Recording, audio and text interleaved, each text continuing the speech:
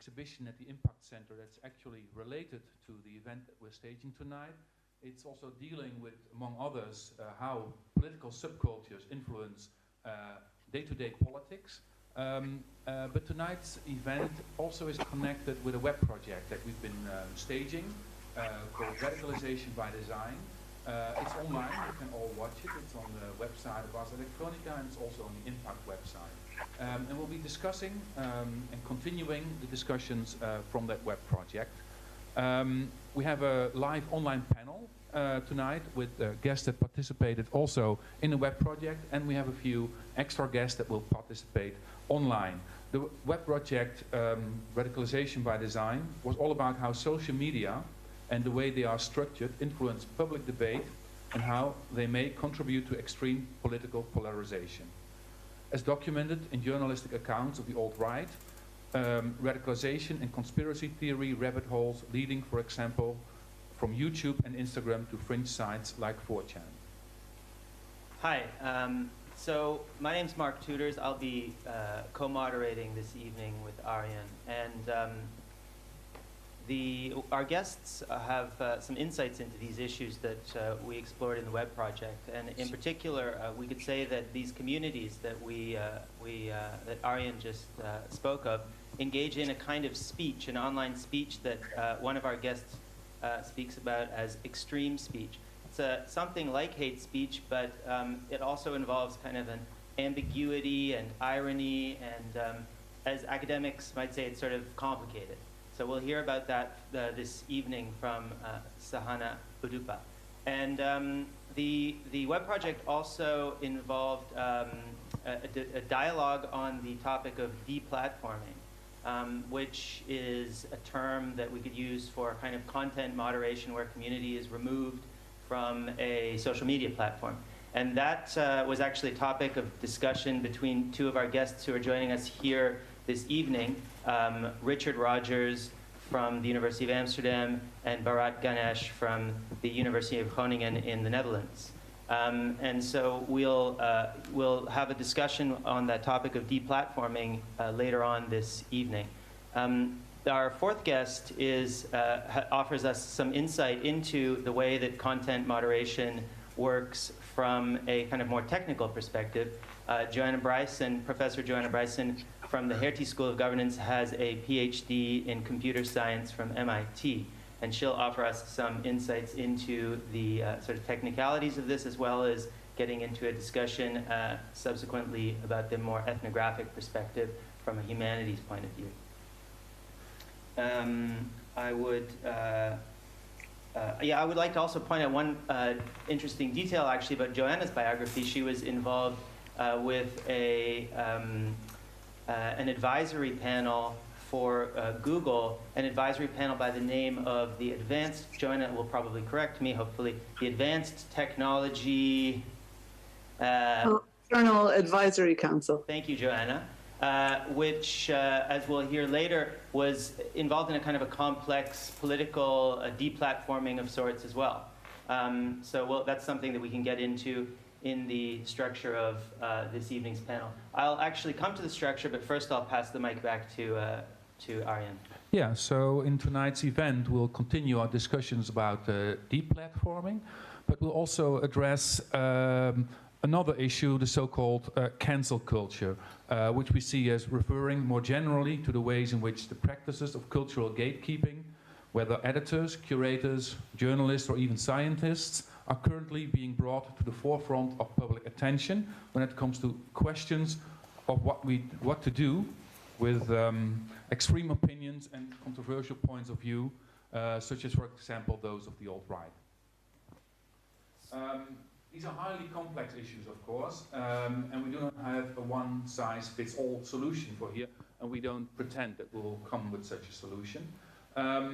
So, in brief, tonight we'll talk about artificial intelligence and human decision-making in relation to platform governance, and we will talk about the ethical challenges and responsibilities facing the people in charge of these platforms. Challenges and responsibilities which are also facing journalists, the academic community, and programmers in the art, as the curators of the media landscape and the public debate. Our aim here is to clarify, our aim here is to clearly articulate these challenges and responsibilities, in effect, to create a platform for the discussions about deplatforming. So the structure of this evening breaks down into 4 parts. We'll begin with about a half an hour for the intro section, and that will involve 2 10-minute presentations by Joanna and Sahana, beginning with Sahana, and then a brief response by Richard and Bharat. That will be the conclusion of the first part. The second part of the discussion will then focus on the question of online governance, content moderation, and the sort of ethnographic, anthropological, and technical aspects of what we've referred to as deplatforming. Then the third part of the discussion will move into the more ethical questions of what we've heard called cancel culture, issues around free speech, and so forth. And then in the fourth section, there'll be an opportunity for those of you at home who will be able to ask questions, and then we'll engage with your questions from the audience. There is an email address for that, I believe. Yeah. So in this last part of the program, you can send your questions to the simple email address called questions@impact.nl. Impact is, of course, written with a K, so questions@impact.nl. You can send the questions whenever you want, and at the end of this program, we'll take some of those, and we hope to take some of those and include them in our discussion. So now it's time to introduce our first speaker. Yeah, so it's my great pleasure to introduce Sahana Oduba, who I've had an opportunity to interact with over the past couple of years over email, but only just now met in sort of as close as we get these days to face-to-face, I suppose. Sahana is putting together a book on extreme speech, a volume that she's brought together a number of really interesting perspectives, which we will hear something about, I believe, this evening.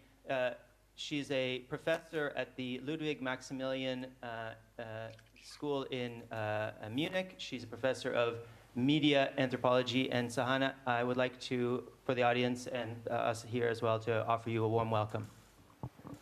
Thank you. Thank you very much. So I will start right away with my presentation. Okay. So thank you once again for having me here. What we've been doing in our extreme speech project is to look at extreme speech practices in a variety of contexts by taking a global comparative approach that combines ethnographic fieldwork with text-based analysis and computational methods.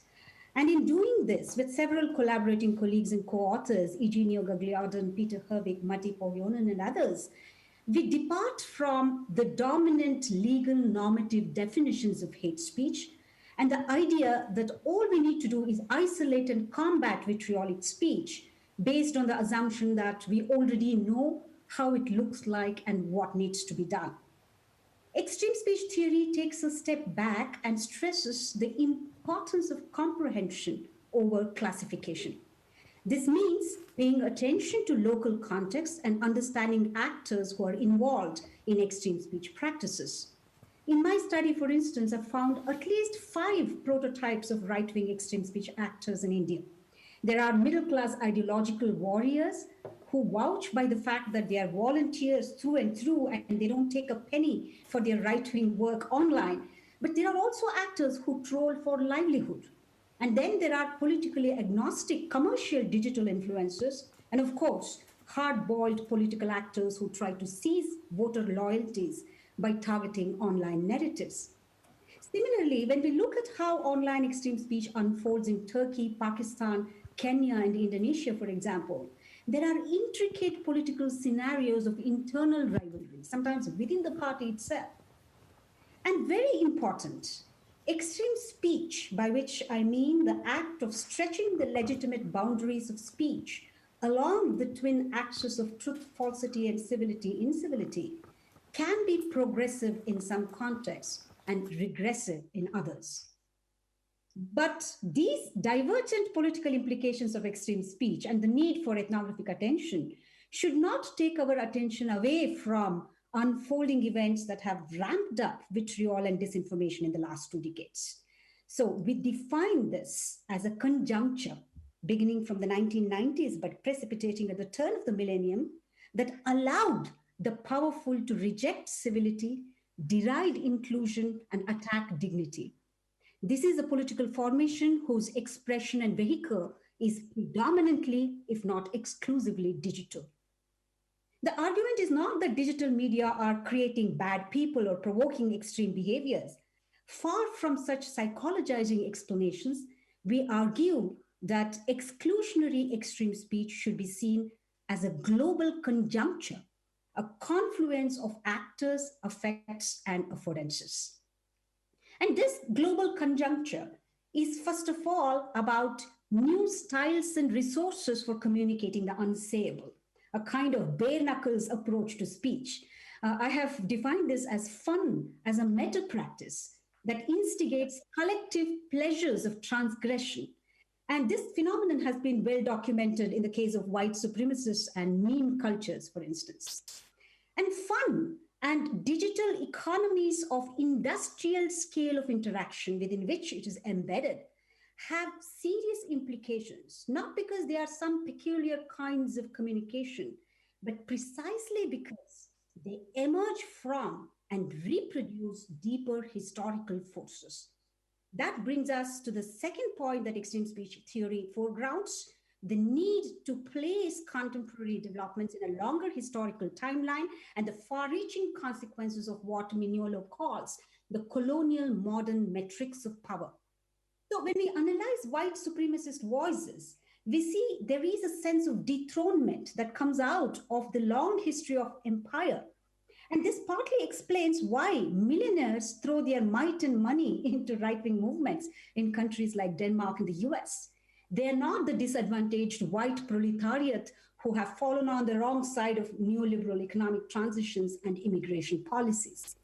And therefore, the targets of exclusionary extreme speech come marked by racialized prejudice, religious histories, and injustices of the colonial past. Now, against this vast complexity, I know Mark commented that we all like to make it very complicated as academics, but it is indeed very complicated, both these contemporary contexts as well as their deep histories. How then do we understand deplatforming? The obvious point is that because the contexts are so varied, deplatforming might work in some places, but not in others. So the biggest challenge, I would say, comes when the ruling regime is directly involved in online extreme speech practices, whether in the case of Myanmar or India. In these cases, if the platform removes some visible faces, it is likely that the ruling regime would install new faces or fire up existing ones. Moreover, it may get into a direct confrontation with social media companies as part of a complex social media management strategy. So actually, they're not fighting. The Indian government, for instance, wrote a letter to Facebook recently that it is unfairly targeting people who are right of center, although we all know, much to the contrary, there has been a cozy relationship between the right-wing regime and Facebook.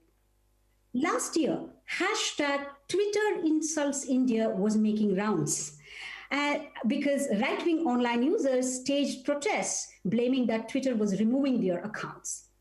And these episodes illustrate two key concerns about deplatforming: that it could backfire, that you would push these voices to go underground, making them even more vengeful and purposeful. In some cases, you might even make them come into existence by naming these voices as such and such. And all these are genuine concerns. But when there is sufficient mobilization already and sufficient social capital by way of online charisma or even financial might, I think deplatforming is a sure way of signaling that certain kinds of discourses are not approved.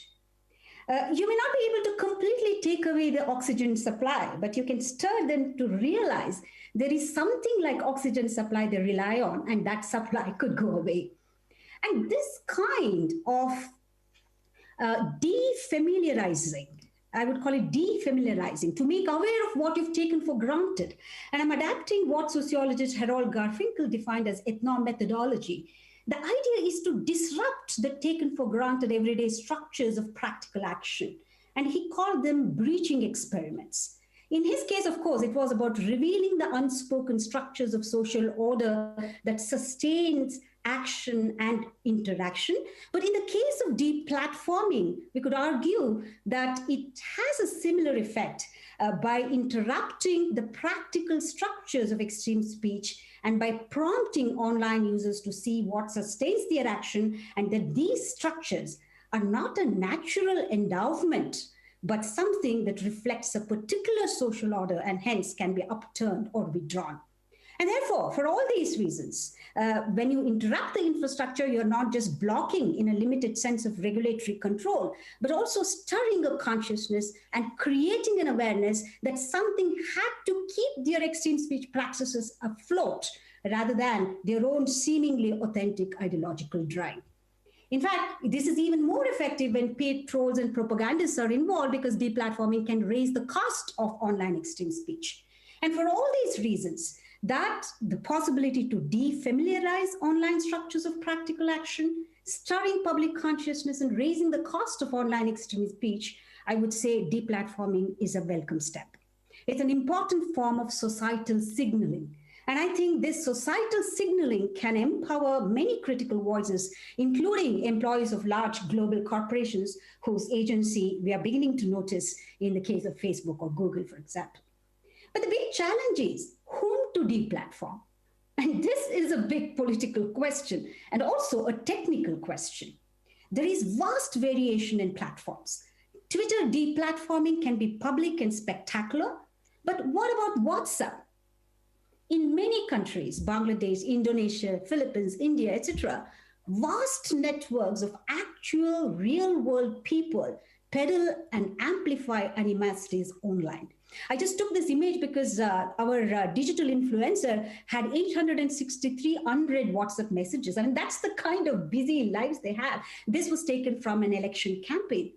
And these are not highly visible Twitter celebrities whose expunging would lead to some kind of suffocating of extreme voices. But these are small little nodes that are up plenty and dispersed. So it could be your maternal uncle or your college friend or a neighborhood social worker now working for a local right-wing politician.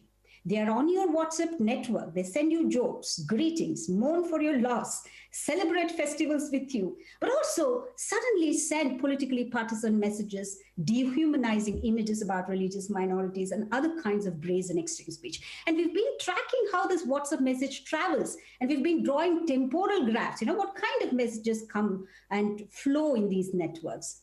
And if you look at the distribution structure of WhatsApp content in a country like India, the ruling party has raised a very complex structure. On the one hand, you have the official communication channel, but it is linked to a lot of dispersed volunteers and what they call SMS. SMS is not short message services, but social media sevak. Sevak in Hindi means volunteer. So this is the sort of extremely complicated structure which blurs the boundaries between political campaigning, family messaging, and friendly banter.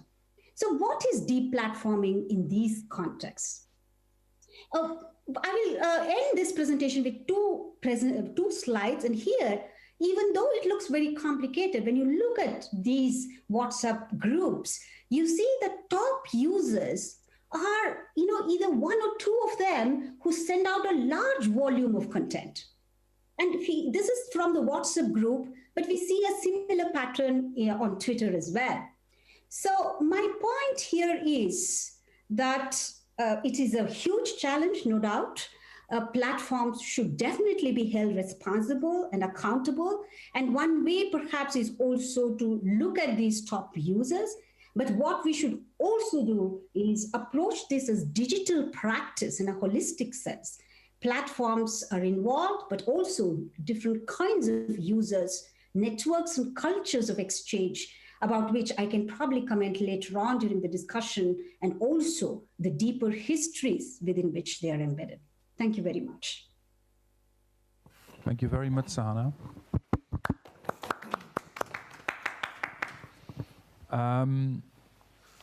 With us here, we have two of the speakers that were also in the Radicalization by Design web project, Bharat Ganesh over there and Richard Rogers. First, I would like to see maybe Joanna or one of the speakers here in the hall has a first response, or maybe some questions to Sahana, to your presentation. Is there anyone that has an immediate? Yeah, Richard, go ahead. You talked about extreme speech on the one hand and deplatforming on the other, but you didn't give us the relationship between the two. And I'm curious to ask you whether and under what conditions should extreme speech be deplatformed? Yeah, I think I mentioned that, well, extreme speech can have this effect of challenging existing status quo. And then you have really regressive forms of violent extreme speech, violence not just in terms of physical violence, but also in terms of emotional and psychological harm. So you have to really distinguish between these when you are deciding to deplatform. And that's a huge question, right? I mean, the link between, exclusionary extreme speech and the need for regulatory action has to be understood as a community-driven, people-centric kind of solution. So this is again very abstract, I understand, but in our project, the European Research Council funded project AI for Dignity, I'm trying to develop this sort of bottom-up people-centric model where we try to involve fact checkers as a kind of proxy to people's voice and triangulate that with academic intermediaries and AI developers, and thereby develop a dialogue process, a process model that is hopefully replicable at regional, local, and national levels. So by doing this, perhaps we are going to distinguish between juvenile and really funny and innocent kind of expressions and democratizing contestations and exclusionary extreme speech. So that's how I see it, because extreme speech in practice is always a slippery ground between intimidation and juvenile kind of expression and democratizing contestation. So to separate them is a huge challenge. So one way to do it is to bring these dialogue processes involving communities. Thanks, Sahana. Maybe this is a good moment to continue a little bit of the discussion that we had in the web project, especially between Bharat and Richard. And you also already showed that a little bit in your presentation.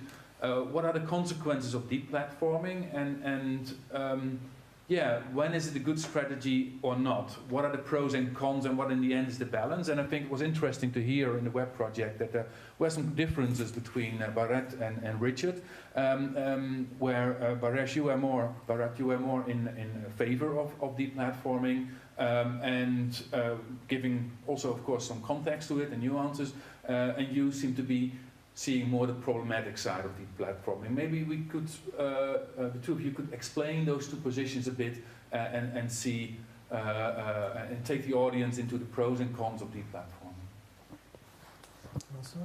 Okay, yeah. So, yeah, I mean, in the web project, I kind of put forward the position that deplatforming is something that we need to take seriously. But I think it's important maybe we take a step back and we think about one of the slides that Sahana had put up. And there she had kind of traced out the different cells and different bits of that social network through which these WhatsApp messages spread.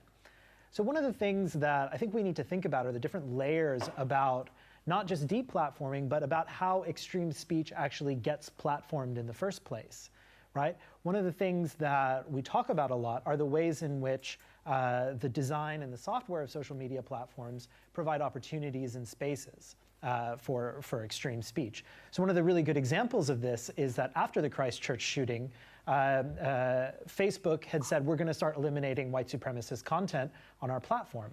And there was extensive amounts of white supremacist content.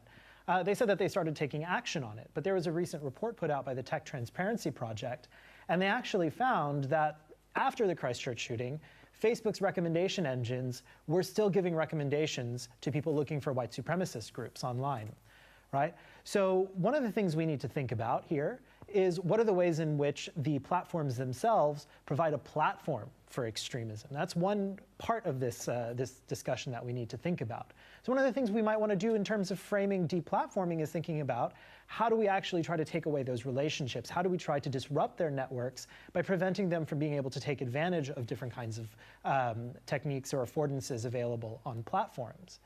And I think another really important point that Sahana had brought up is the way that this connects with existing power structures. I think we can't really understate the extent to which platforms, especially in the United States, are worried about claims, especially from right-wing politicians, about they're censoring right-wing voices or they're canceling right-wing voices, which is obviously something we're going to come back to later. I don't think we can understate the extent to which that the power that these forces have in the United States, in India, and in many other places across the world have in actually shaping the agenda that platforms use in order to actually think about how do we even start coming up with a problem about what even gets decided to get policed, right? What kinds of extreme speech do we care about? And we've seen, especially with counterterrorism in the last 2 decades, we've seen over and over that it's usually one kind of extreme speech over others that becomes a problem. And in a certain way, we've seen that right-wing extremism has kind of become structurally exempt. And that's one of the key things that we need to think about when we're talking about deplatforming. Richard? What? Yeah, so in the work that I did, we asked for whom does deplatforming work? So not just does it work, but for whom does it work? Does it work for society at large? Does it work for the platforms that throw people and their content off? Does it work for the alternative platforms where the extremists go to, or others?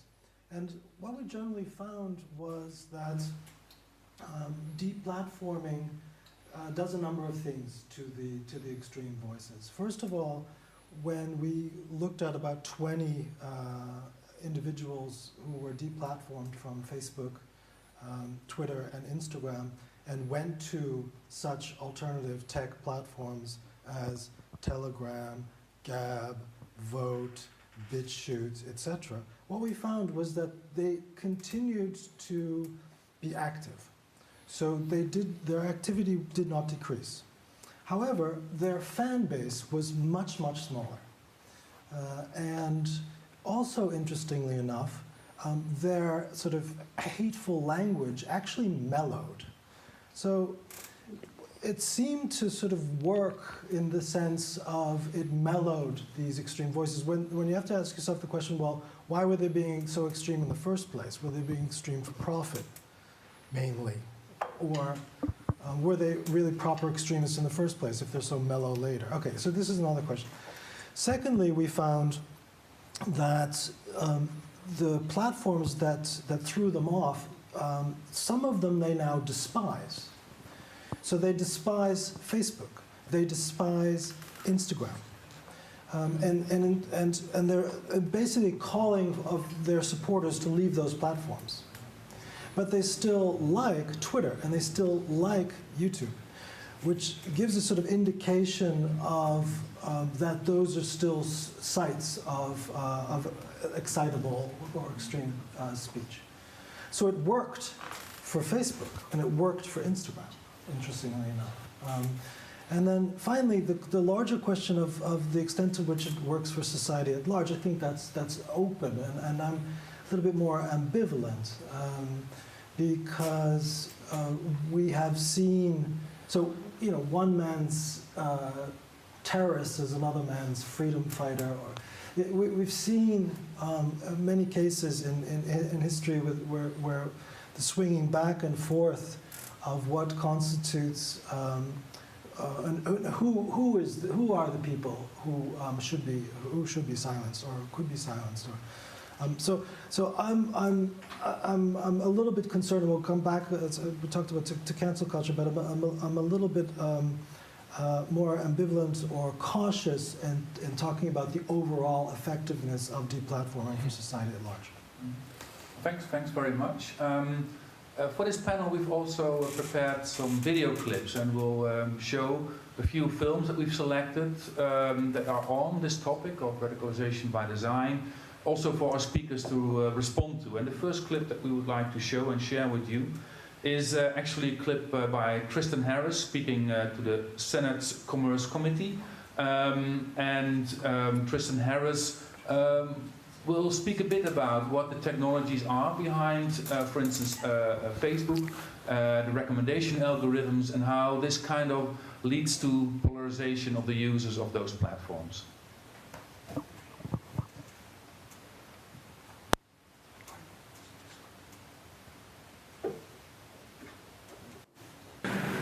Senator Peters. Thank you, Mr. Chairman, and thank you to our witnesses. Fascinating discussion.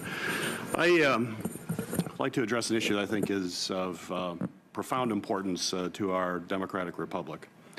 And that's the fact that in order to have a vibrant democracy, you need to have an exchange of ideas and an open platform. And certainly part of the promise of the internet as it was first conceived was that we'd have this incredible universal commons where a wide range of ideas would be discussed and debated. It would be robust. And yet it seems as if we're not getting that. We're actually getting more and more siloed. Dr. Wolfram, you mentioned how people could make choices and they could live in a bubble, but at least it would be their bubble that they get to live in. But that's what we're seeing throughout our society as polarization increases. More and more folks are reverting to tribal-type behavior. Mr. Harris, you talked about our medieval institutions and Stone Age minds. Tribalism was alive and well in the past, and we're seeing advances in technology in a lot of ways bring us back into that kind of tribal behavior. So my question is, to what extent is this technology actually accelerating that, and is there a way out? Yes, Mr. Harris. Yeah, thank you. I love this question. There's a tendency to think here that this is just human nature. No, that's just people are polarized, and this is just playing out. It's a mirror. It's holding up a mirror to society. But what it's really doing is it's an amplifier for the worst parts of us. So in the race to the bottom of the brainstem to get attention, let's take an example like Twitter. It's calculating what is the thing that I can show you that gets the most engagement. And it turns out that outrage, moral outrage, gets the most engagement. So it was found in a study that for every word of moral outrage that you add to a tweet, it increases your retweet rate by 17%. So in other words, the polarization of our society is actually part of the business model. Another example of this is that shorter, briefer things work better in an attention economy than long, complex, nuanced ideas that take a long time to talk about. And so that's why you get 140 characters dominating our social discourse. But reality and the most important topics to us are increasingly complex, while we can say increasingly simple things about them. That automatically creates polarization because you can't say something simple about something complicated and have everybody agree with you. People will, by definition, misinterpret and hate you for it. And then it's never been easier to retweet that and generate a mob that will come after you. And this has created a call-out culture and chilling effects and a whole bunch of other subsequent effects in polarization that are amplified by the fact that these platforms are rewarded to give you the most sensational stuff. One last example of this is on YouTube. Let's say we actually equalize. I know there's people here concerned about equal representation on the left and the right in media. Let's say we get that perfectly right. As recently as just a month ago on YouTube, if you did a map of the top 15 most frequently mentioned verbs or keywords in the recommended videos, they were hates, debunks, obliterates, destroys. In other words, Jordan Peterson destroys social justice warrior in video. So that kind of thing is the background radiation that we're dosing 2 billion people with. And you can hire content moderators in English and start to handle the problem, as Ms. Stamphill said. But the problem is that 2 billion people in hundreds of languages are using these products. How many engineers at YouTube speak the 22 languages of India where there's an election coming up? So that's some context on that.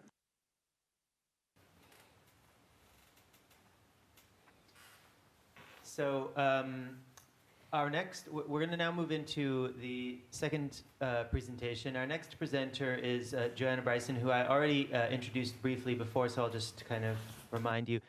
She's a professor from the Hertie School of Governance in Berlin. holds a PhD in computer science from MIT. And Joanna, I would like to offer the floor to you if you are ready. Okay, yeah, sure. I'll just share my screen too. Thanks for having me. And I will say briefly that I'm slightly terrified that you said I was the technical expert. I am an AI person here, but I'm not someone who works exactly in social media and the technology behind all these sort of filtering things we've been talking about. I've heard some of those talks, so I'll try to represent that. But anyway, let me go ahead and give you just a quick talk over the sort of some of the highlights of ideas that might be useful for the rest of this conversation, and we'll get to the conversation. So, all right, yeah, so when we're talking about artificial intelligence, which I think we will be because we're going to be talking about the role of artificial intelligence in dealing with this, we need to talk about what that even means. And so a lot of people have some misconceptions about what they might think they could get with AI. I just want to be clear that when I'm talking about intelligence, this is not my definition. It's actually a definition for the 19th century. It was agreed when they were trying to figure out how to tell which animals were more intelligent than each other. It's just the ability to do the right thing at the right time, to adjust your behavior to your context. And as such, it's a form of computation. It's a transformation of perception about the information in the current context into action. All right. So if you can accept that, which I know some people will be, oh, but there's other stuff I care about. We'll get to some of those things later. Then it's really easy to define artificial intelligence. It's the subset of all the intelligent stuff that someone deliberately made. Okay, and you can say, oh, but I used, I rolled dice, or I used uranium or something, and I had something random happen. But you still made that design decision. You have infinitely more, well, not quite infinite, almost infinitely more control over building AI than you do over, for example, having a child, right? You do get to maybe choose the partner if you're lucky, but you don't get to choose the fundamental design of a human being. So human beings, you know, we tend to have 2 arms, 2 legs, and not everybody, but, you know, we don't tend to have a lot more than that. And we, for any human, and not just a human, any like mammal, even fish, if they're a social species, if you isolate them, it's bad for them. It's stressful. They're afraid, you know, that company matters. So you cannot raise a child such that they would be happy to be isolated. Whereas you can put your computer in a safe. Nobody will care. And the computer will not care, I promise. Okay. So anyway, this thing about building something deliberately is really important. It isn't all of our intelligence. And so we do also have implicit, unconscious parts of our intelligence that we have trouble controlling too. And that's because computation is hard. So we compartmentalize. So the explicit and the deliberate are the parts for which we consider ourselves to be responsible. Now let's get on to a little bit about that. So when I talk about ethics, I'm basically talking about how a society holds itself together. And the way that societies hold themselves together is by deciding, you know, who are the people that are responsible for their actions. That is called technically the moral agents. And what are they responsible for? Normally, societies involve you being somewhat responsible for yourself, but somewhat responsible to others for themselves. But also to, like, for example, babies are almost never moral agents, but they are always moral patients. In almost every society, you really have to keep the babies alive, right? So that's a pretty fundamental little concern. All right. So I just mentioned responsibility, and I haven't mentioned yet, but some people bring it up in the context of AI trust. And I want to emphasize these are relationships we have between peers, right? More or less peers. Yes, you talk about, you know, trusting a leader. But it's not a relationship you have with an artifact, okay? An artifact can't be your peer because of that design component, right? That we have just totally different control relationships to artifacts. But an artifact can be made to be transparent. That is a choice. It's not that all AI is transparent. In fact, a lot of it is not, but it's a design decision about whether or not you make it clear, whether you show what the decisions were made. And when you put the AI together, so that you can trace whether or not that was appropriate. Did you follow due diligence? Did you follow best practice? What were the thresholds by which you checked that it was ready for release? Did you consider the consequences of its release? How did you monitor it once it is released? How do you make sure the system is still doing a good job? Now, some people will think, oh, you can't do that with AI. We already do this in well-regulated disciplines, like, for example, I'm sorry, not disciplines, sectors, like automotive. So this is perfectly doable. It's just that for some reason within AI and also within the large platforms, we haven't been doing that much yet. We probably will. Okay. All right. I will mention one other thing, which is anthropomorphism. So when you describe a non-human entity as a human, as you do when you say, oh, let's trust AI, that's a form of anthropomorphism, okay?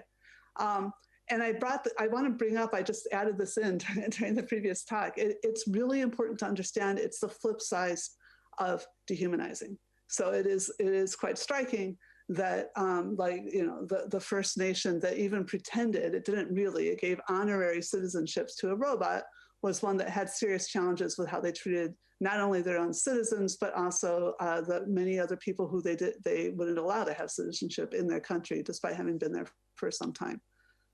All right, so a little bit of science just on the side. I'm not doing nearly as beautiful a talk as the previous one, but chase my publications for more details.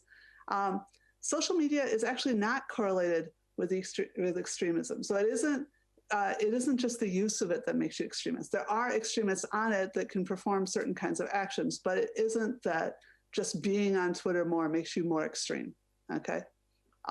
Political polarization and identity politics, and I love a lot of the stuff that Tristan Harris said, but that clip has a lot of things I strongly disagree with. It isn't just something about how you talk to each other that makes you more extremist.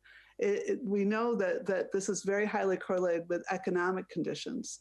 And so sometimes when people are trying to address, of course you need to talk to people and think about correct ways to talk to people. But we're trying to understand why is it that suddenly there's like super rich people who are then funding extremists, right? Why do they fund? Well, if it's long and it's complicated, and I'll skip over it. We can talk about this more later. I want to make sure I get to the end of my talk.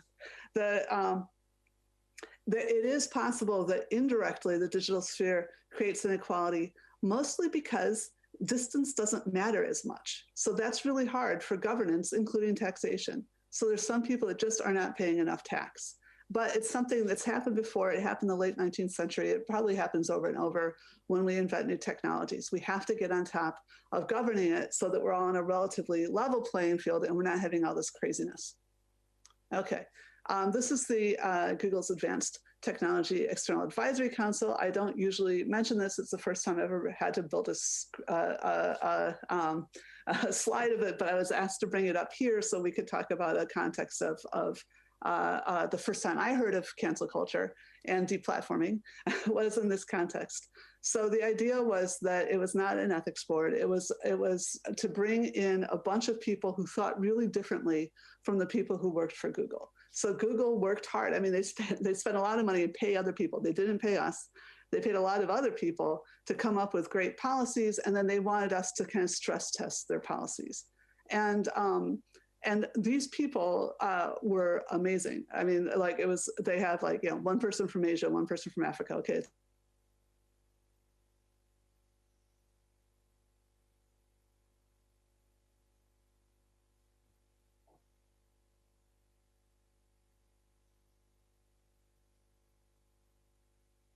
Been elected. So that would be William Burns. Yeah. And who, like I said, worked for Obama, worked for Bush. And then on the right, again, not very far on the extreme right, but working for a relatively far right think tank, right? But in fact, both, as far as I know, the first woman and the first African American who did work for that, Kay Cole James, and the two of them together had both been working on the problem of not together, they hadn't worked together yet, but James had been working with Feinstein, with the California senators, about how to handle the hacking of American elections. So that was something they had in common. So that we were never told what we were going to be working on exactly. There was going to be secret stuff, and we'd be brought in, and we had to fly all the way to California and whatever. So I don't know anything terribly secret. I do know that the first one was supposed to be about facial recognition, and they gave me permission to say that. I also know they chose these people because we're all kind of outspoken jerks who will say our opinion, but that we're sufficiently open-minded. They thought there was some chance we would actually come to a consensus sometimes. And so they thought that would be a process that was worth trying to facilitate to really, as I said, bullet test their projects. Okay, so how much time do I have left? 2 more minutes. 2 more minutes, okay. There's so many things I could say, but I'll just go ahead and say what I was going to say because this relates to something that was just brought up. Famously, we can use AI to do things that no individual human would easily do, like figure out who you would likely get along with. And it's actually very difficult to use social media to change people's minds about like who they would vote for. Only about 2% of people can be changed, although a lot of elections in highly polarized societies are 50-50. But on the other hand, you can figure out who you might be able to contact and convince them that they ought to take action. They ought to go out to convince them they're majority, or convince them to stay home, convince them they've been disenfranchised, convince them they shouldn't vote. So so rather than changing people's minds about who to support, you change their votes. You change whether or not they express the vote. And that's a huge problem. And if you're tired of talking about these guys, I wanted to bring this up, the WhatsApp thing. It is amazing how WhatsApp was hacked. It's supposedly peer-to-peer. You may feel like you're in some kind of private little group, but in fact, it isn't only humans, although yes, you can do this with humans. And almost all of these things have been done with purely humans, pencil and paper in the past. It's just the scale. The scale is amazing. Every single WhatsApp group was compromised that anybody could get in touch with, was compromised in the Brazil election in 2018. So the scale at which some of it was human, some of it was sock puppets, some of it was bots, that they were able to propagate the media they created was amazing. And I recommend this paper if you want to read about that. So yeah, we also have worries about compromising not only the autonomy of individuals, but also of nations. And I just, and that can happen if you're not paying attention. You can do it yourself. Or maybe you don't think that people matter anymore. Maybe you don't think you need that many people, and it doesn't matter that half your country isn't getting adequate support. But we saw, like, the UN came in and noticed, like Britain, that they were starving their people, and the people in London hadn't noticed. That was just insane. I am British, incidentally, despite my accent. Okay, and yeah. Joanna, why would people do these kinds of things? Who funds these kinds of things? People who feel threatened, perhaps that have a lot of money already. It's called regulatory capture. When they realize that you might be trying to take away what they consider their liberty, then they look at ways to assault the rule of law, or at least the parts of the rule of law they don't like. Now, this may be putting them into an even worse situation. After 2 world wars and the financial crash, then the global elite said, okay, we don't want this much power if it leads to entropy. And they actually did sign up to do more redistribution. They used Bretton Woods to reduce some of the transnational extraction that had been happening. But unfortunately, we decided that wasn't a big deal after the Soviet Union ended. But I just want to, this graph here, you might be wondering, what is this graph? It's about, is your GDP helped or hurt by what? By climate change, right? So, okay, why is it that America is no longer a signatory and Russia is a signatory, but Russia's not doing a lot of work on this process, okay? So one thing you can think about one way to think about war is it's dismantling your enemy's infrastructure so that they lose autonomy with respect to you, so you can get your desires. And I think that's almost, when you have really high inequality, you're almost definitionally in a state of war, because individuals are more important than borders. And that is something that ICT might increase. All right, so I'll stop there. And I hope that was sufficiently. Thanks a lot, thanks. And I gotta figure out how to do. Oh, I know, my keyboard. Joanna, thanks for your presentation. If there are any immediate questions or responses by the speakers here, I at least would like to have you say a little bit more about one of your statements or one of the text in your slide where you said social media is not correlated with extremism, which kind of opposes what Tristan Harris said in his presentation, and you announced that you very much or disagree with a lot of what he said. But please explain us a bit more why you think social media is not correlated with extremism. Oh, I just think that because I read the papers about it, and so people thought it did, and then if you went out and looked at them, at their actual behavior, when we're talking about just the amount of time spent on Twitter or Facebook is not correlated with how extreme your views are. All right. So there are things that some people do get radicalized there. There's no question that some people do get preyed upon and whatever. It's not that that doesn't ever happen. And maybe Sahana most people who get radicalized through social media. I don't know. I don't know that data. But I have seen data of just looking at the average social media user, looking at how much time they spend on it, and then how radical their ideas are, and it's not correlated. And so that's what science is for. We find out these things, right? People go out and check that. I know one person that did related work. I can't remember who did that one, but like I said, hassle me on Twitter, and I'll look up that citation for you. But one thing that was related is Andy Guess at Princeton, who showed that people tended to actually read less polarized things than they said they were reading. So he sat there in an election. He got 2,000 people they interviewed them, but then also got them to let him see their entire log, their log history, web history. And actually almost everybody was reading actually fairly moderate stuff. But it became a part of being an American that you would report yourself of reading the left or the right information. So somebody asked you, you knew what the right answer was, depending if you're Republican or Democrat.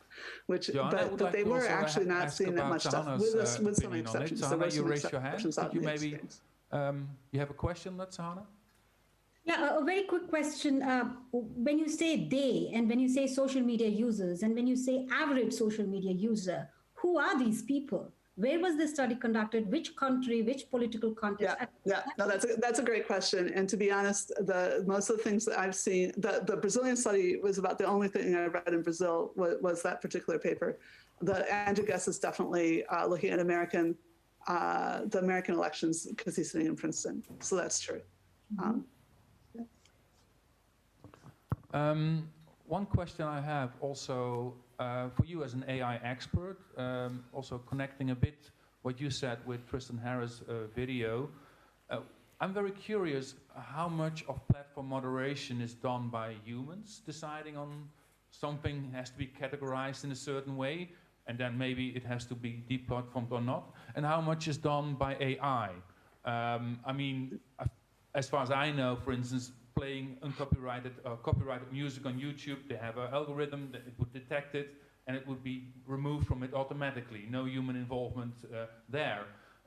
Maybe you can tell us a bit about how you see that, the division between human intervention and AI intervention. I'm sure somebody else here can come up with the numbers that whatever Zuckerberg most recently said. I've forgotten what his claim was about that.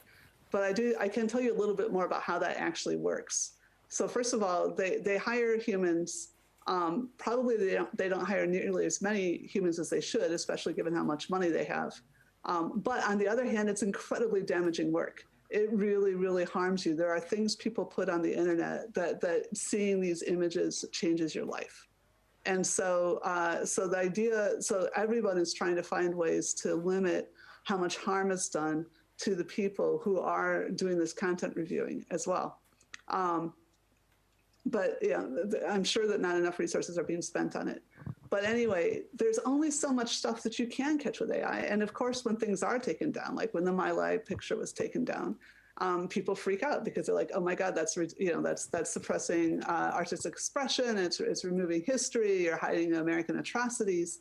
And that's correct. I'm enough of a computer scientist. I normally, my original was coming down on that side. Leave it. But of course, as was eloquently said by Sahana and my other colleagues, sometimes there have clearly been situations where deplatforming did seem to it just seemed necessary. It just seemed clear that there were periods where this was only leading to greater. I mean, it's even the financial markets shut down once in a while when things are going nuts. I mean, come on, people know there's times when you need to pull plugs. But anyway, you can use AI to it's weird. You can use it to detect certain things that they're exactly like what was seen before, and maybe to do a little generalizing. But one of the things I can't believe, I was talking to one of the big AI guys at Facebook, and he's like, we have no trouble detecting, deep fakes. When AI is used to change a video, then AI can detect that. What a surprise. But they could not detect very simple modifications of the Christchurch video, right? They couldn't do that quickly enough to block the uploading.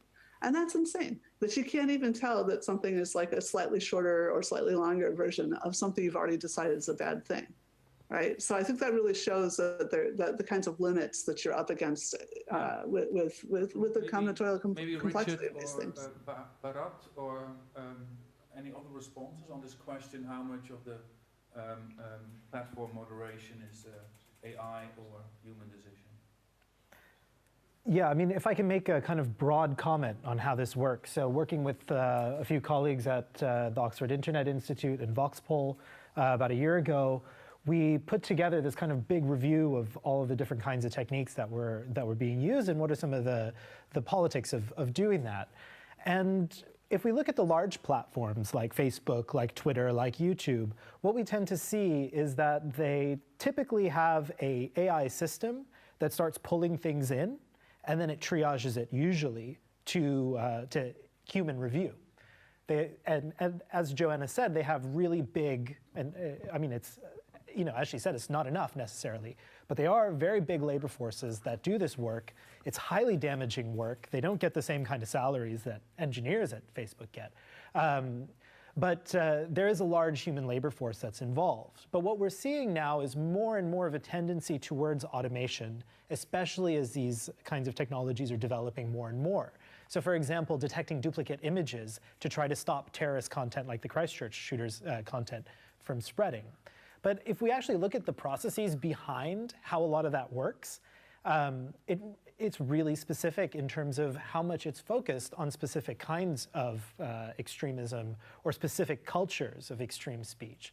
And so what we have is this kind of, there is a broad machinery, there is a lot of this kind of triage happening where you use automated systems and then pass it over for human review.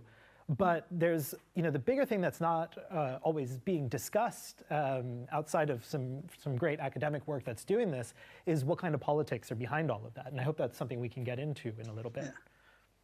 Yeah. I would like to say something. So I think over the last sort of few years, we've seen an expansion on the types of content to be moderated. So previously it was pornography and violence. And I think that AI catches more of that than the newer types that are being moderated. So from hate to now misleading content or dangerous speech or maybe even extreme speech. So these types are, I think, less prone to being sort of automatically captured. And this is where, the manuals come in, the guidebooks. And these, I don't know if you've seen Facebook's, but it's extremely complex. So what is it that is misleading? What is it that's dangerous? Or Twitter, et cetera. And so what we're now increasingly getting is less automation and more editorial. So this is like the automated epistemology are giving way to editorial epistemologies. And this is when you get into really complex judgment calls. Which then you will no longer be able to brag about, we caught 96%. No, you have to explain why it is that this particular case, this Trump tweet was removed and labeled, etc. So the wider we cast our net and the broader the definitions of that which needs to be moderated, the wider it gets, the harder it is for AI to take over. Thanks a lot, Richard. We're planning to... Can I just say quickly, I don't, it isn't that we just want, I mean, like I said, there's good reasons we prefer people not to have to see things and to somehow blur out so that if they could identify what they're pulling out. but it is about, we use AI to enhance humans who are doing this process. It is not, most people are not aiming to take humans entirely out of the loop. But we are trying to protect the humans, and we are trying to, sometimes reduce the number of humans, or to expand however many people you're willing to employ to expand what they can get done. Thanks, Joanna. We're a bit behind schedule. We plan to screen a clip from The Social Dilemma, actually a Netflix film that has been released 2 days ago that is addressing a lot of these issues. We'll not screen this clip, but you can check it out, the full version even yourself. We'll jump right into the next video that we've prepared, and let me check that for you. And that's a short clip by, do we want to show the trap house thing, or saw it on the monitor? No, that must have been a mistake. So Ashat Akanbi, she's the next clip that we're gonna present. A lot of what we're saying here, of course, touches on this idea of free speech, also cancel culture. What is free speech, and to which extent should we defend it, or when we should agree on some things that are excluded from this free speech? Aishat Akambi has a short clip called The Importance of Free Speech.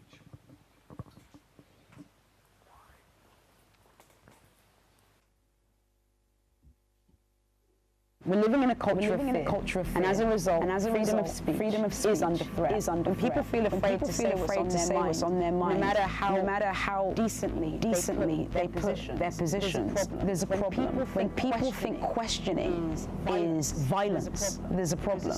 Because as soon as we say something is hatred, we stop listening. It's a tool to direct the conversation where we want it to go, where we are comfortable with. We need to be able to discern things that we find uncomfortable and things that are hateful. And we can only do that with some intellectual humility, with actually engaging with ideas and trying to see where people are coming from. We act as though disagreement is an affront to our belief system. We are limiting our own worldviews for our own comfort and for our own egos. We need to be challenged. Otherwise, we assume that we know everything and that there is nothing else to be said on something. And I would say that's the height of intellectual arrogance. We should be able to withstand critique, to withstand disagreement. We should also know that not all disagreement is rooted in some nefarious intention. Sometimes that's the way people learn. It's curiosity. To engage comprehensively in political discourse is quite a privilege. It does take a certain education. It does mean that you've read certain books.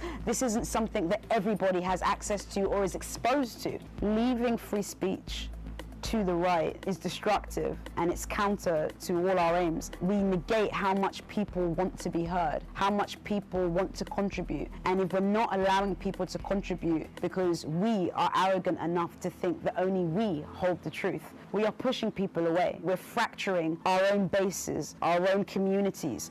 And again, it's an intellectual arrogance we dislike, even more popular. When it comes to no platforming, I definitely understand the motivation. It's a motivation that is well intended because people care. People are fearful of what could happen when certain ideas are out in the public. However, I don't necessarily think no platforming simply ideas that we dislike is helpful. You know, there's a difference between hateful ideas and ideas that make us uncomfortable. And I think we need to have the intellectual discernment to know the difference between the two. I don't think we should have the ability to say absolutely anything we want, because that would be to live in chaos. However, I think we should have a lot more scope for discussion than we do now. To limit free speech is only going to come back round to limit your free speech.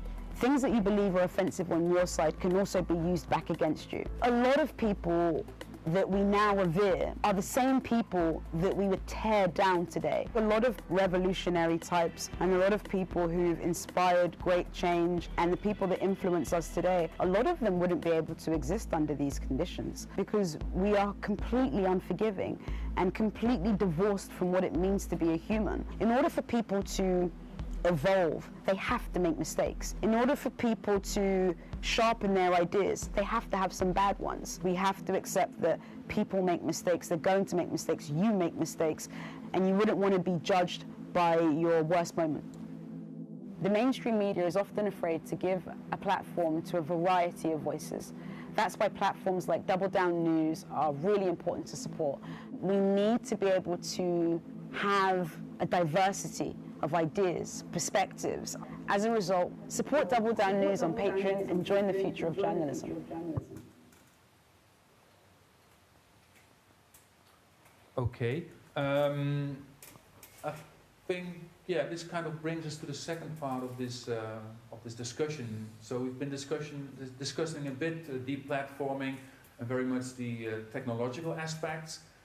Now it's more about our own human decisions, whether we want to cancel something or deplatform something, or accept something as was explained in this clip, as maybe that is uncomfortable for us to hear, but not maybe hatefully intended, and therefore we should engage in these discussions. And I think this also brings us very much to another aspect that she mentioned in her clip, which is the question of privilege. How much free speech is something that is easy to defend from people in a privileged position.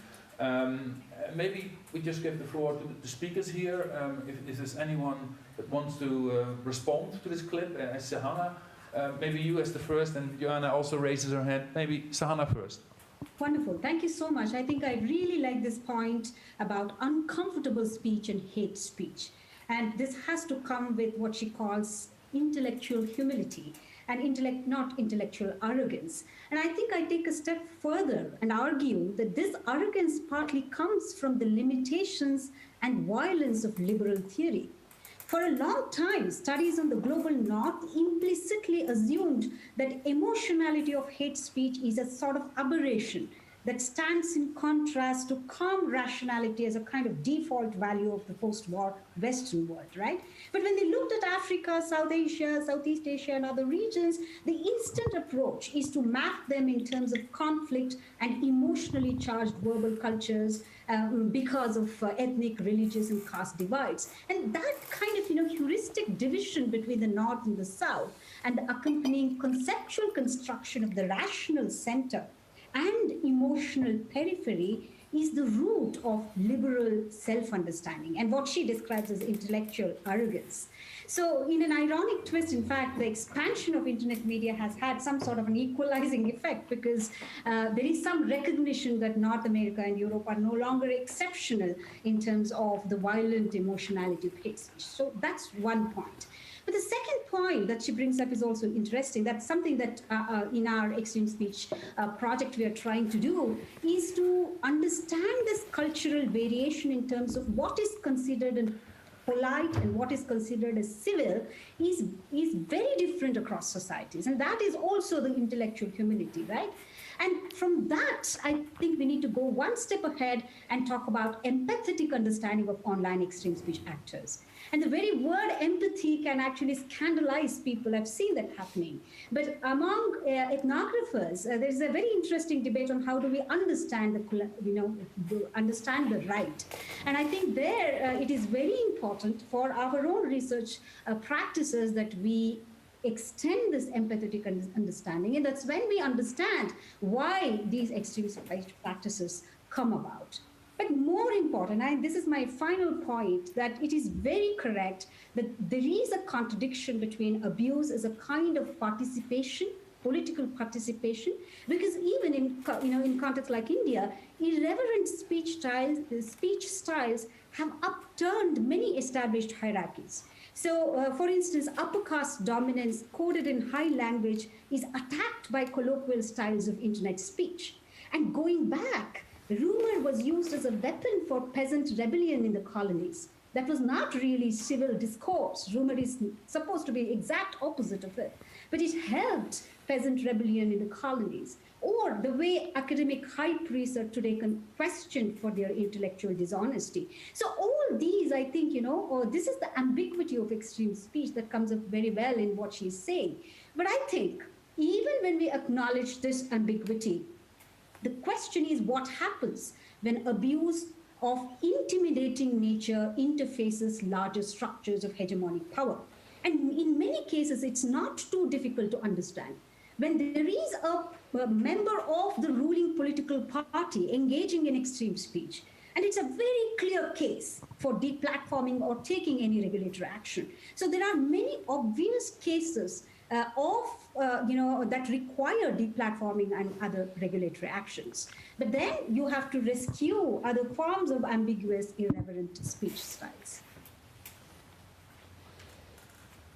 Joanna, you also wanted to respond. Please go ahead. Sure. Well, it's not a response. I'm absolutely loving listening to Sahana. So it's not a response to what she said, more as just another response to your question. When I was a professor, well, in British English, I was only a lecturer in computer science at University of Bath. Before Nigel Farage and UKIP, there was this thing called the British National Party that was the biggest racist jerks, right? But they got into the parliament, and then one of them was going to come and speak at my campus. Somebody had invited them, and there was this big meeting, and I went there to be on the side of, no, we can't possibly have this jerk here. And then there wasn't a single person in the room saying that we should. And I'm like, whoa, wait a minute. I'm at a university and not one person is saying, but wait a minute. I mean, they had more seats in parliament than the Greens did. I was like, would we also ban the Greens? I mean, what is an indication of legitimacy if you're not, okay, the Nazis are a great example of this, but I was like, who are we to judge this? At the same time, I don't want to fall into cultural relativism, and that's why I'm loving listening to Sahana.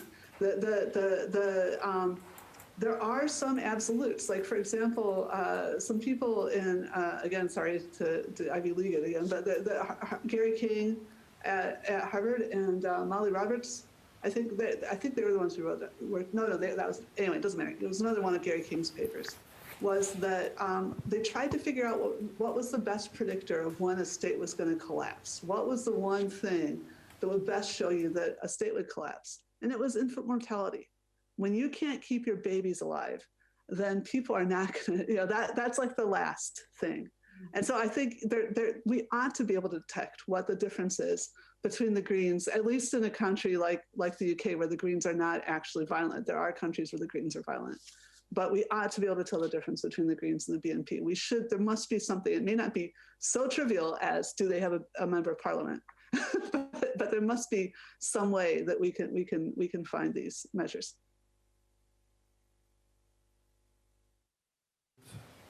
Responses to what Sahana and Joanna said, or to the clip? To the clip briefly. I mean, I think there's an assumption in the clip about that discourse is civil, rational, but when it becomes less civil, less rational, then what happens then?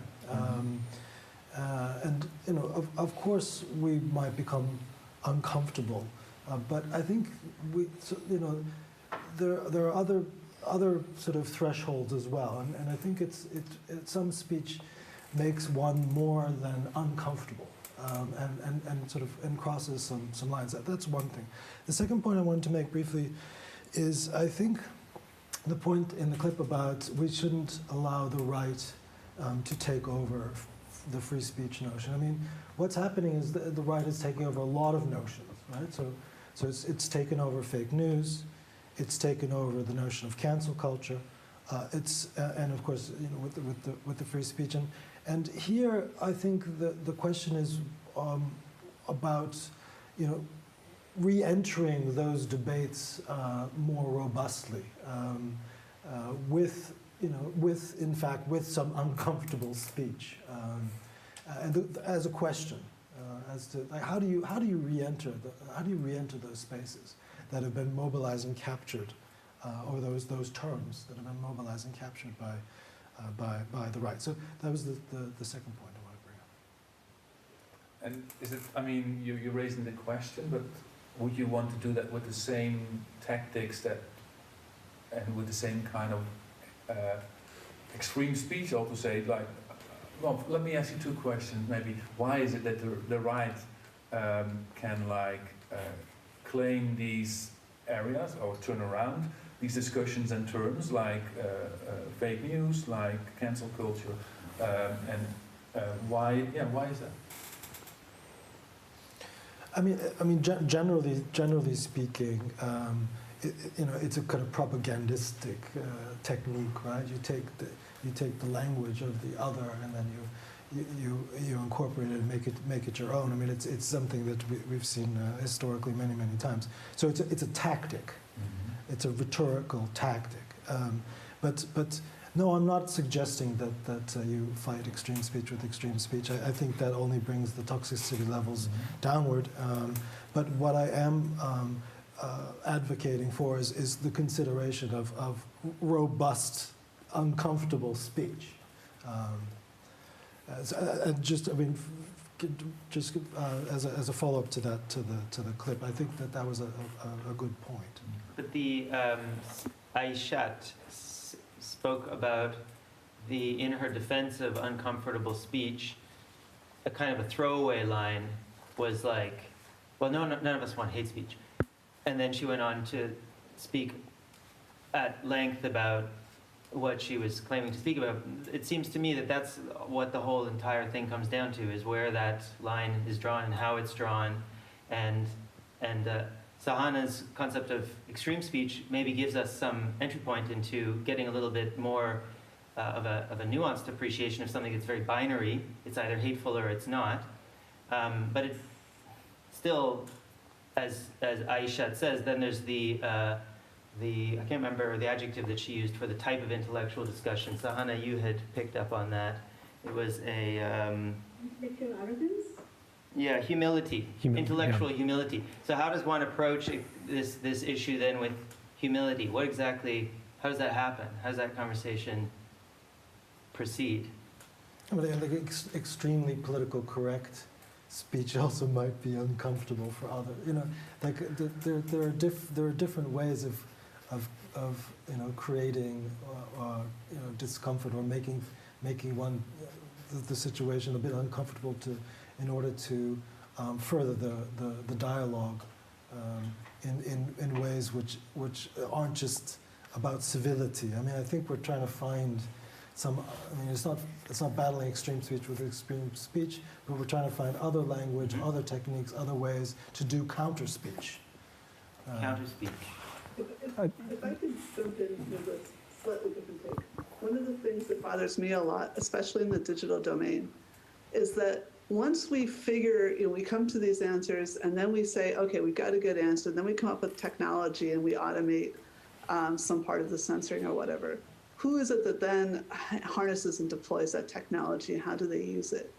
Arguably, this stuff is a sideshow compared to the being able to get on top of, how do you handle elections or something like that. And I don't want to be, I don't want to marginalize that. Of course, it's people's lives, so I shouldn't call it a sideshow. But I do think that it is one of these concerns that hopefully, I don't think we can solve these problems without solving the larger problems of governance as well. And we know we won't perfectly solve those, and we know that we continuously make mistakes and allow governments to kill millions of their own people. It happened 120 times in the 20th century, and it's happening now. But we need to worry about that part too. We need to worry about the same tools that we use for what we hope is good, that they aren't then used to destroy things. Can I just jump in here kind of quickly to bring a few of these strands together? Kind of coming to this point about intellectual humility, and also Sahana's point about how do we think about, when we're doing research on really problematic groups, racist groups and extremist groups, what kind of humility do we have towards them, right? And as someone who disagrees with that politically, it does make me angry, and I do feel anger towards those people, right? But I think it's really important to remember, I think, a pretty fundamental difference, and I think this ties in with what Joanna was saying just now, is, again, I don't like the idea that these people are being manipulated or they don't know what they're doing, right? That's not really satisfying or accurate. But I think what we have to understand is that there are structural processes that push forward this kind of extremism, right? Or push forward certain cultures of extreme speech. And there are people who get caught up in that, and they get caught up in that through their emotions, through all kinds of different processes. It doesn't mean that they're being like secretly influenced, right? I'm not trying to suggest that. What I am trying to say is, you know, we have to have humility for the people that get caught up in these things. We have to have a kind of forgiveness and a hospitality towards that. But at the same time, we also have to be really, really sharp in our critique of the people who have power, who use this in a way in order to further their own agendas, right? Mm-hmm. So, like, you know, I'm an American, I'm super mad at loads of Trump supporters, right? But for me, the problem, right, is the media system that Trump is using in order to spread hate and propaganda in order to win his battles, right? And the ways in which companies like Facebook are profiting from his advertising on those platforms, right? So to me, I think what we need to do is say, okay, you know what, we need to accept that there's going to be some people who get caught up in these things, and we need to have the generosity towards them to say, okay, that, you know, you can learn and you can improve and you can evolve. But to the people who are doing that for instrumental purposes, who are industrializing these kinds of processes, I think we can, you know, I think we can draw a line. And I don't want to kind of take away from Sahana's idea that these are kind of situated cultures. But there is a certain point when you can tell someone is attacking dignity, someone is attacking the right of people to live free from fear simply because of their creed, the clothes that they choose to wear, or their skin color, right? It's once we've crossed that line, right, then we need to start talking about deplatforming. And it's not about deplatforming the people who get caught up in this. It's the people who are using this to make money and to win elections. And that's where it comes in, right? And that's where it ties in immediately with the political structures that Joanna and Sahana and Richard have been talking about today. Well, I'm not sure I would call that deplatforming. I would call that regulating, right? That's changing the laws. Sorry, could you repeat, Joanna? Oh, sorry. I don't know if I would call that, I loved what you just said, but I don't know if I would call it deplatforming. I would call that regulating. So when you're really going after like a business model, that's about creating law. It's about paying enough tax so that you can create laws, so that you can enforce the laws. And, you know, it's hard. Platforming is one piece of a much bigger puzzle. And that puzzle, you know, absolutely has to be about regulation. But we're in this sort of kind of catch-22 situation is we need the regulations, which means we need to pass laws, but then those laws are then captured by the same structures that we're trying to regulate against, right? Yeah, and so I think the only solution to that. We have some questions also from the audience. So we have 8 minutes left. So if you don't mind, I would like to take a few questions from the audience. I think, Mark, you have selected a few of what we got. Yeah, I have questions of my own, but I'll take the questions from the audience. All right, no, there's great questions from the audience, actually. One of the questions is for you, Bharat, but I think it actually is a question also more generally as well for all of our speakers. So the question is this. First, there's a little bit of a preamble. Many of the affordances of platforms that enable extreme speech conversely also enable more benign forms of activism and speaking to power. So, you know, this is also a theme in the Social Dilemma. At the end of this documentary, Tristan Harris includes a quote from, I think it's like Buckminster Fuller, where he says that it's like utopia and oblivion sort of simultaneously. So I digress. If we should take a platform-centric view of combating extreme speech, how do we deal with the fact that these affordances can be used for both good and bad? Can they be designed to only work for good? Well, you know, I want to give some space to others to talk about that. I think it's a question for more generally. But I'm going to try to keep it quick. I mean, so I don't think we can design these things to be used for good. And what's coming to mind here is the philosopher Bernard Stiegler's idea of the internet as a pharmacon. Pharmacon is the idea that a particular material is both a remedy and a poison, right? And so that's what technology is, you know, often going to put us in that situation. But the thing is, like, it's not necessarily about design choices. I think it's about regulatory choices. It's about the people and the principles that are applied in those situations at those companies. So that's kind of where I think it needs to go. Can I do a quick, slightly Elon Musk thing, which was I was in a meeting that he funded, where people were talking about having AI that would force you only to do the right thing. Like, well, basically they were saying would stop you from doing the wrong thing. I'm like, what are you even talking about? How, society is something that's constantly self-improving. We can't, you're talking about eliminating human autonomy, right? So I think it's really important that what we do is we try to find ways to enhance who we are, to find ways that we can help improve our own society. The idea that there's going to be a savior machine that's going to sail in and just make and create a utopia. I had a postdoc from Poland that was looking at one of my talks and was very confused. And then she said, "Oh, I think in Polish there's not two words for utopia and dystopia. They're actually the same word." I think we're in a dilemma now. We could either take one more question, because I think by now we have 4 minutes left, or maybe there's some statement that one of you wants to give. Maybe a question, Mark, before Ars Electronica pulls the plug on us. Yeah, okay. Can deplatforming be seen as a valid solution for cancel culture? Who is the deplatforming for in the end? Those calling for cancellation, the platform itself, or others?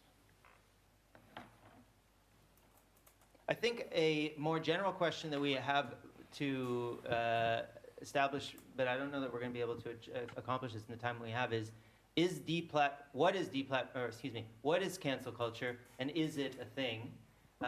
It's something that has emerged just very recently.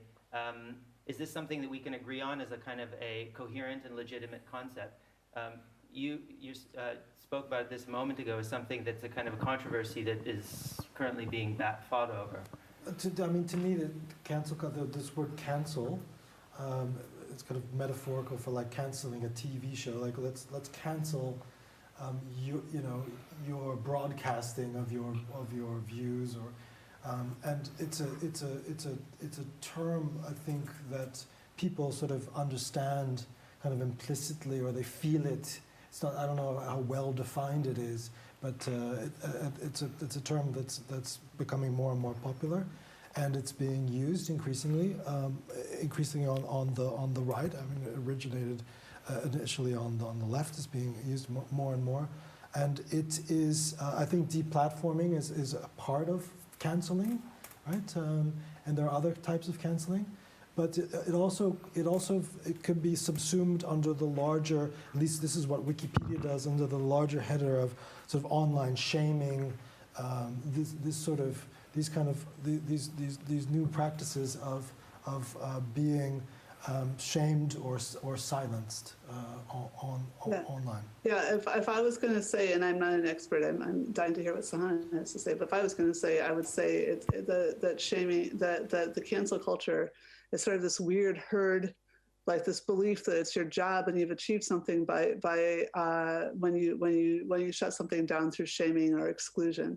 And basically, I think that bullying and exclusion are problems, not solutions. But again, that goes back to this rationality thing. So like maybe it's an entitled thing of me to think that we're supposed to be able to have rational discussions and come up with regulatory solutions. Because then I say 30 seconds of thanks. Sahana, maybe you have the closing word. Go ahead. Who is this? Who are you talking to? Okay, me. Okay, so if it's me, then I would say yes. I would go back to what Bharat said. There are very clear cases, so they have to be approached with, a very, very strong-willed regulatory action. So we need to be very clear about it.